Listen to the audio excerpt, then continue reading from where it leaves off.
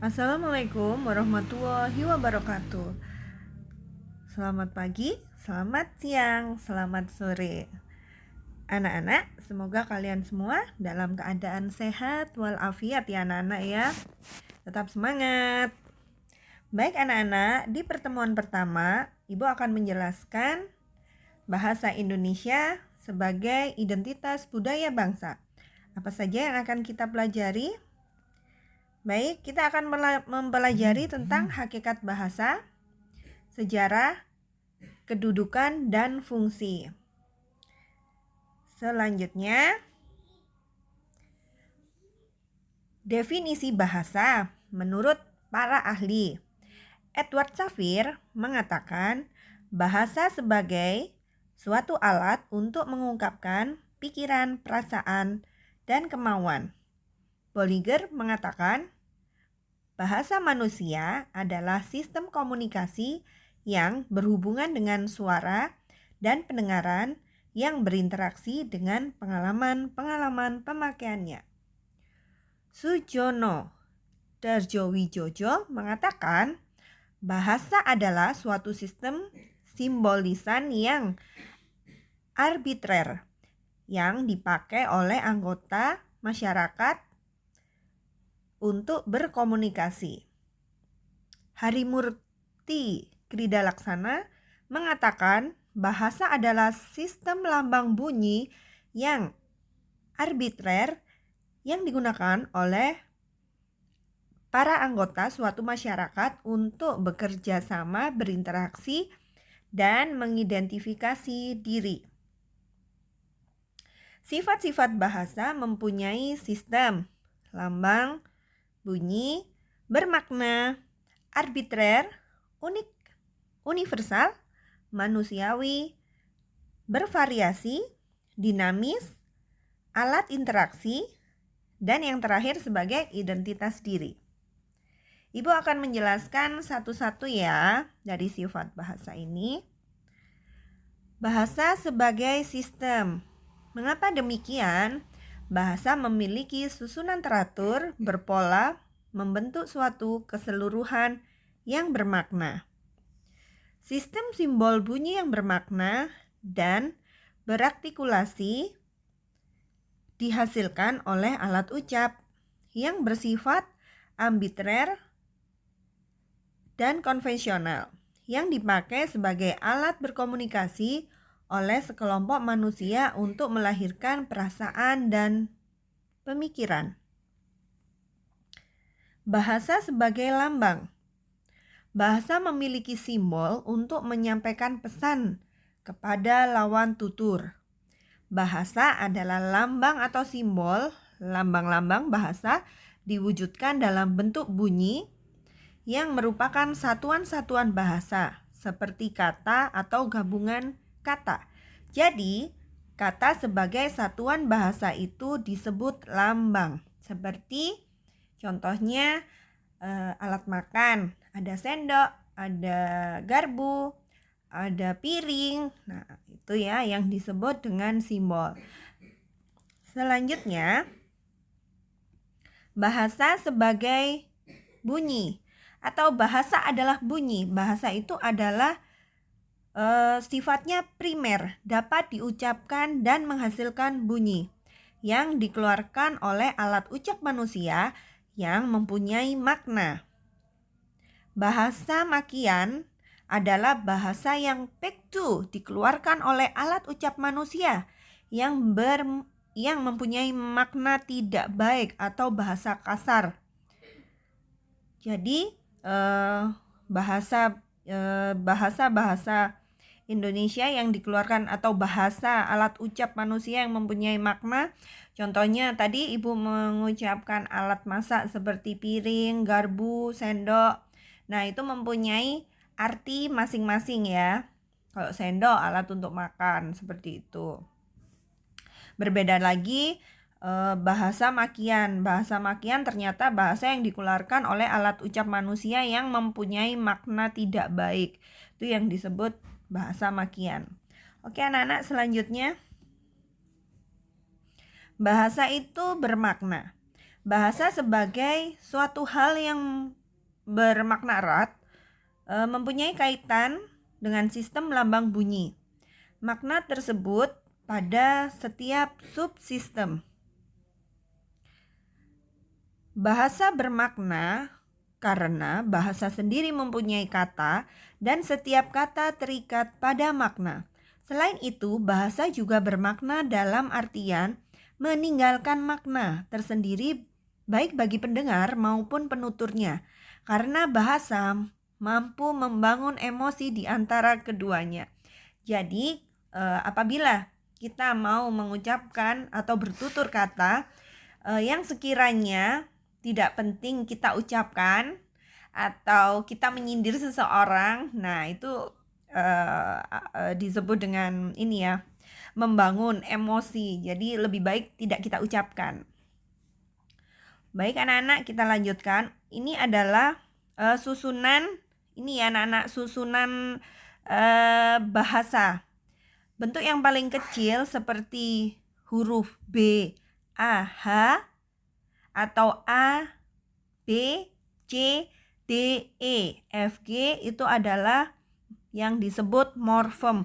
Morfem adalah artikel yang paling kecil, partikel yang paling kecil susunannya di dalam bahasa seperti A, B, C, D, E. Selanjutnya ada kata. Kalau kata ini sudah digabungkan ya, seperti mata, hidung. Nah, ada juga frase. Frase ini penggabungan dua kata. Klausa. Klausa juga begitu anak-anak, penggabungan dari kata juga, dua kata. Lalu ada kalimat. Kalimat terdiri dari subjek, predikat, objek, keterangan. Lalu tingkatan yang paling tinggi disebut wacana. Wacana ini lebih luas lagi ya. Seperti kita jumpai pada novel. Nah, itu disebut wacana. Selanjutnya, bahasa itu arbitrer. Arbitrer diartikan pula dengan tidak adanya hubungan wajib antara lambang bahasa atau yang berwujud bunyi dan konsep atau pengertian yang dimaksud oleh lambang tersebut. Bahasa adalah suatu lambang bunyi yang bersifat arbitrer. Arbitrer atau manasuka berarti tidak terdapat suatu kesatuan atau keharusan bahwa suatu rangkaian bunyi tertentu harus mengandung arti yang tertentu pula. Jadi kadang sulit diartikan begitu ya anak-anak ya. Oke, selanjutnya bahasa itu unik. Setiap bahasa memiliki ciri khas sendiri yang dimungkinkan tidak dimiliki oleh bahasa yang lain. Bahasa dikatakan memiliki sifat yang unik karena setiap bahasa memiliki ciri khas sendiri yang dimungkinkan tidak dimiliki oleh bahasa yang lain. Ciri khas ini menyangkut sistem bunyi, sistem pembentukan kata, sistem pembentukan kalimat, dan sistem-sistem yang lain. Yang merubah adalah makna keseluruhan. Jadi di mana tempat tinggal kita ini saat ini, di daerah ataupun di negara lain, pasti mempunyai ciri khas bahasa yang lain. Contohnya orang Jawa bertemu orang Madura, orang Jawa bertemu dengan orang Kalimantan, Sulawesi, Sumatera, Bali. Itu pasti mempunyai dialek yang berbeda ya anak-anak, bunyinya juga berbeda. Tapi terkadang ada yang maknanya sama juga, ada yang pengucapannya sama tapi maknanya berbeda dan sebaliknya. Selanjutnya bahasa itu universal, jadi semua orang bisa menggunakan bahasa. Karena setiap bahasa dimungkinkan memiliki ciri yang sama untuk beberapa kategori. Diterjemahkan dari bahasa Inggris, bahasa universal dapat merujuk pada bahasa hipotesis atau historis yang diucapkan dan dipahami oleh semua atau sebagian besar populasi dunia. Dalam beberapa konteks mengacu pada alat komunikasi yang dikatakan dipahami oleh semua manusia. Jadi bahasa itu pasti ya digunakan mulai dari bayi kita lahir itu, anak-anak ini kita sudah mempunyai bahasa pertama. Bahasa yang kita miliki adalah bahasa ibu. Yang mengerti hanya ibu saja. Lalu bahasa kedua kita adalah bahasa Indonesia. Bahasa ibu bisa diartikan menjadi bahasa daerah ya anak-anak ya. Karena setiap ibu atau setiap ibu pastinya mempunyai bahasa kasih yang berbeda-beda. Jadi bahasa pertama kita adalah bahasa ibu, yang kedua bahasa Indonesia atau bahasa daerah kalian. Oke, selanjutnya bahasa itu diartikan manusiawi. Bahasa yang manusiawi adalah bahasa yang lahir alami oleh manusia penutur bahasa yang dimaksud. Bahasa menjadi berfungsi selama manusia memanfaatkannya sebagai makhluk sosial. Manusia berinteraksi, berkomunikasi dengan manusia lain dengan menggunakan bahasa sebagai media. Baik berkomunikasi menggunakan bahasa lisan, juga menggunakan bahasa tulis. Bahasa itu bervariasi anak-anak. Setiap masyarakat pasti memiliki variasi atau ragam dalam bertutur. Variasi bahasa dibagi menjadi 3. Ada dialek, ada sosialek, ada idiolek. Bahasa itu disebut juga dinamis karena bahasa itu tidak statis, tetapi akan terus berubah mengikuti kebutuhan dan tuntunan pemakai bahasa. Tidak terlepas dari kemungkinan perubahan pada waktu dapat terjadi. Perubahan itu bisa terjadi pada tataran fonologis, morfologis, sintaksis, semantik, dan leksikon. Oleh karena itu, bahasa bersifat manusiawi, hanya dimiliki oleh manusia saja. Bahasa sebagai alat interaksi sosial. Setiap tindakan manusia tidak terlepas dari bahasa. Bahasa dapat dinyatakan sebagai alat komunikasi dalam pergaulan sehari-hari. Karena bahasa mempunyai sistem simbol bunyi yang dihasilkan dari ucapan manusia. Manusia sebagai makhluk sosial membutuhkan sarana untuk berinteraksi dengan manusia yang lain di masyarakat untuk kepentingan interaksi sosial itu. Maka dibutuhkan suatu wahana komunikasi yang disebut bahasa. Ya, bisa kita bayangkan ya anak-anak ya, kalau kita tidak ada bahasa, bagaimana cara kita mengucapkan, bagaimana cara kita menuturkan. Ya, alhamdulillah ya, kita sudah mempunyai bahasa, apalagi bahasa Indonesia yang patut kita banggakan. Oke, baik anak-anak, ini yang terakhir, bahasa sebagai identitas diri.